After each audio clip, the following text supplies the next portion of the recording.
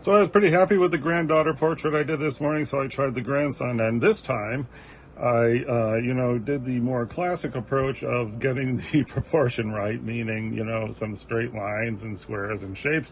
And anyway, so that did work out a lot better, and I don't know if it's, perfect or anything. I doubt it, but anyway, so attempted to do a sketch of the grandson here, and so it's going pretty good. They always say if you want to paint, you got to know how to draw, and anytime I tried to draw, it looked pretty horrible, but I guess practice makes improvement, and so this is definitely improvement over anything I did in my life.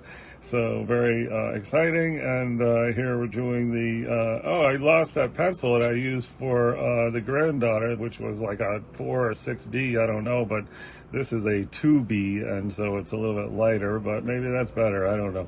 So there it is, grandson portrait. 2 portraits on 1 page.